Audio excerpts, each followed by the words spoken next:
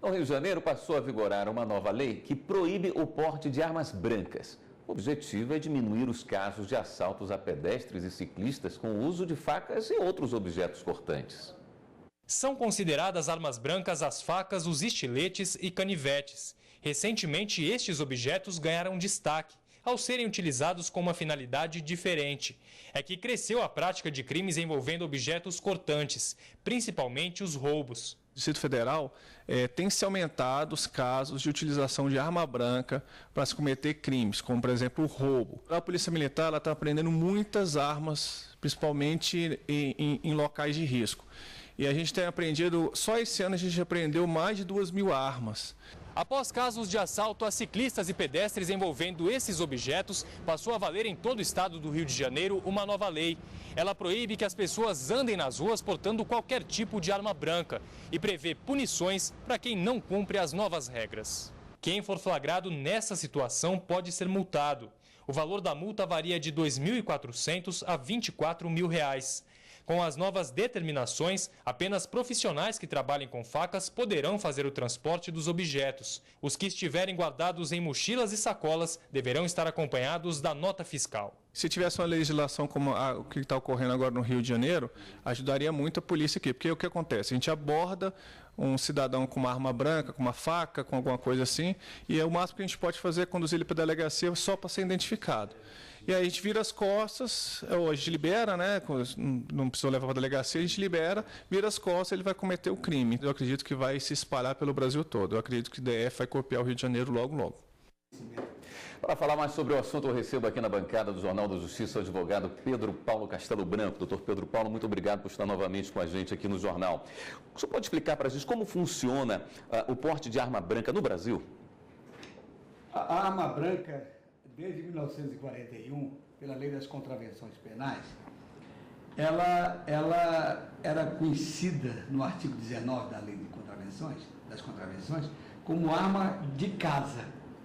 Ou arma em que havia dependência na casa, a faca, o punhal, o martelo, o canivete, que naquele tempo, na década de 40, o país era tipicamente agrícola. Então se usava muito canivete, em alguns estados ainda, muita gente usa canivete até para cortar uma fruta, para cortar alguma coisa e se alimentar. Então, a lei das contravenções penais, no artigo 19, desde 1941, diz que é infração penal, é uma contravenção o cidadão carregar uma arma de casa, que hoje nós chamamos, depois da década de 60, passou a ser chamada de arma branca, mas era uma arma de casa, caseira. O sujeito usava com a peixeira, andava com um canivete, e isso levou então a que as autoridades determinassem que só poderiam portar essas armas quem tivesse autorização da Secretaria de Segurança, da Delegacia de Polícia. E o que acontecia então? Havia, para aqueles que não tinham essa autorização, uma espécie de uma detenção, e o cidadão que portava aquela arma, ainda até hoje não foi revogado esse dispositivo o Estatuto contravencional. Não trata do tema? Não, em parte sim, mas não com essa conotação da lei das contravenções penais. Quem portar essa arma, para aquelas pessoas que desconhecem isso, né, o artigo 19 diz que o cidadão pode ser preso em prisão simples de 15 dias e vai até 6 meses. Então, ainda continua havendo a tipificação penal da contravenção penal, da contravenção. Então, o que acontece no Rio de Janeiro? O Rio de Janeiro vai e passa a ter uma lei, a partir do dia 26 de junho, dizendo que quem portasse arma branca deveria ser multado por um valor de 2.400, que vai até 24 mil, como disse a reportagem. É um valor alto, né, doutor? É, um valor alto. Só que nessa lei estadual não se pode imputar responsabilidade penal. do cidadão que porta apenas, ele vai pagar uma multa, quer dizer, tem característica meramente administrativa, tal qual a lei de proibição de venda de bebidas alcoólicas que temos em São Paulo e que nós tivemos o prazer de cotejá-la na época ainda como projeto, e foi objeto até em revistas, grandes revistas sobre essa lei, mas é uma lei que simplesmente proíbe a venda de bebida alcoólica lá em São Paulo. Certo. E multa aquele estabelecimento, a quermesse, um clube que vende bebida para o menor de 18 anos. Doutor Pedro Paulo, no caso da arma branca no Rio de Janeiro, quem define o valor da multa? Entre 2.400 e 24.000, quem chega a esse valor? Quem define isso é a Polícia Civil. O sujeito é apanhado com essa arma branca, ele é conduzido à delegacia e lá, então, ele recebe a multa que vai de 2.400. Aliás, é um valor considerado em UFIR. Certo. O FII, que é uma unidade... Que é destinada à própria Polícia Civil. À própria polícia. Esse dinheiro, esse valor é revestido ao fundo especial da Polícia Civil. Certo. Doutor Pedro Paulo, nós vamos para um rápido intervalo, vou pedir para o senhor continuar com a gente aqui na bancada. Voltamos ainda sobre esse assunto em instantes. Continua comigo aqui na bancada do Jornal da Justiça, o advogado, professor de Direito Penal, juiz federal aposentado, doutor Pedro Paulo Castelo Branco, quem nós agradecemos a presença. Doutor Pedro Paulo, além dos objetos perfurantes ou cortantes, o que mais pode ser considerado como arma branca? Nós vimos aí o quadro de até uma espada, um espadachim, um punhal, é considerado arma branca.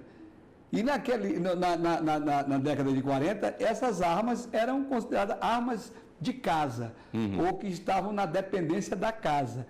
Não se podia portar essa arma se não tivesse autorização. Não havia essa limitação de tamanho, porque... Não tem limitação de tamanho. É apenas 10 centímetros, não, acima 10 de 10 centímetros, né? Mas o mínimo é de 10 centímetros para mais. Para mais. A lei estadual de 26 de junho, agora no Rio de Janeiro, ela fala acima de 10 centímetros. Olha, mas já tivemos situações de um simples canivete, até com menos de 10 centímetros, perfurar uma garganta do cidadão, né, e atingir aquela parte que nós chamamos de jugular. Sim. E o sujeito morrer.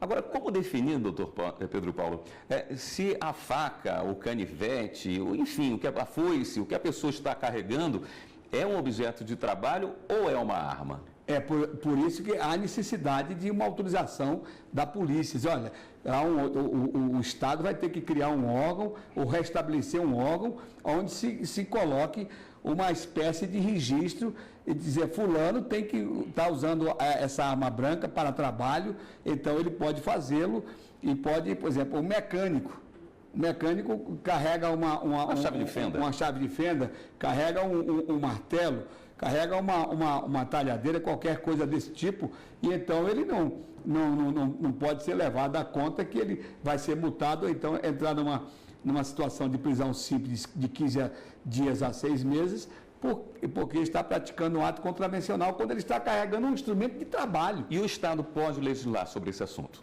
O Estado pode legislar sobre esse assunto em razão da parte administrativa do Estado. O Estado não pode imputar a responsabilidade penal a esse cidadão que porta essa arma branca, porque a competência para legislar sobre direito penal e direito civil, processual, do trabalho, é competência privativa da União. A Constituição, no artigo 22, é claríssima nesse ponto. O Estado não pode avançar essa competência da União, que é privativa da União, para legislar sobre o direito penal e a imputação, evidentemente, da tipificação penal. Doutor Pedro Paulo, muito obrigado pela sua presença aqui no Jornal de Justiça.